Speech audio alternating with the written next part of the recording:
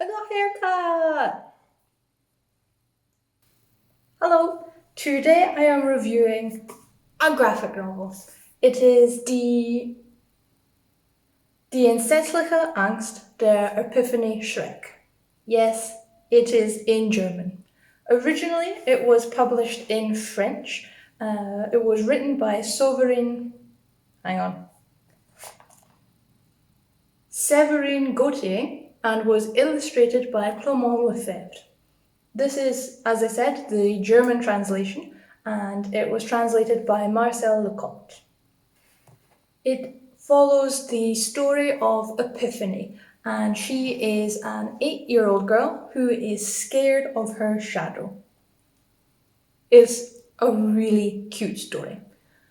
And the beginning of the book, we are catapulted into this like a dream world almost, and we don't know where we are, and we don't know where Epiphany has come from, and she also seems to be a little bit baffled by her new scenario as well.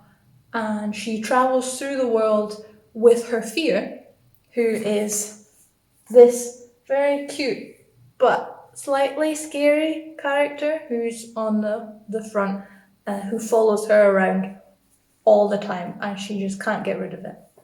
And as she travels around the world, she enlists the help of the various characters that she meets while she's there to cure her of her fear.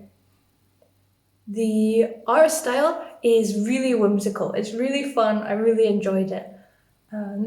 There's crazy characters. Like there's a hairdresser who's an octopus, and there's a man who floats because he misplaced his seriousness, which is just. So this whimsical style is also represented in the way that the book is laid out. So you have your classic box format for the comics and graphic novels come in, but there are also full page spreads, double page spreads, places where the pictures bleed through the sides, through the borders. So every page was really different and really exciting. So this was one of my favorite pages. And there are so many different examples of this style in this book, which just every page brought something new, brought something exciting. So it was always quite exciting to see what you were going to get next time you turn the page. The storyline was very simple. So each section of the graphic novel followed Epiphany as she found a new person who gave her new advice and had their own idiosyncrasies. I'm gonna say idiosyncrasies. But none of the advice she gets actually works because each person is so focused on themselves that they give her advice that would work for them rather than would work for her.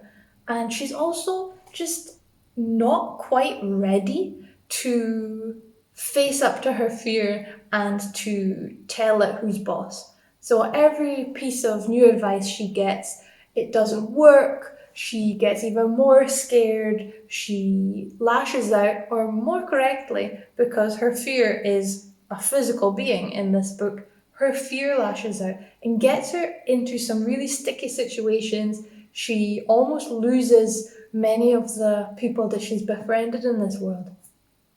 And at one point, just her fear takes it too far and she has to say stop. Enough is enough.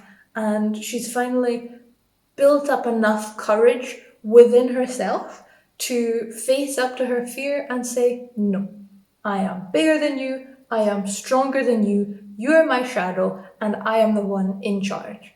And she actually physically severs the connection between her and her fear.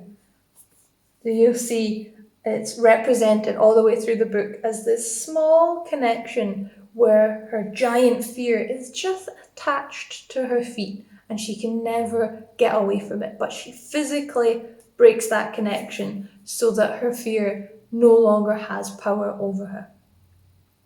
And the whole ethos of this graphic novel was really represented in a press statement that I read for it, and I'll read it for you.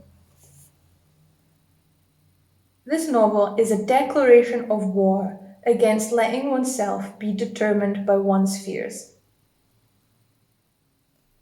Thank you for watching this very short review of The Terrible Fear of Epiphanie Schreck, and join me next time when I will be reviewing Circe by Madeline Mira.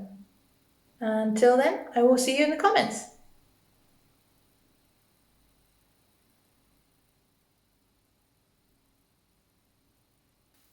I think that was better.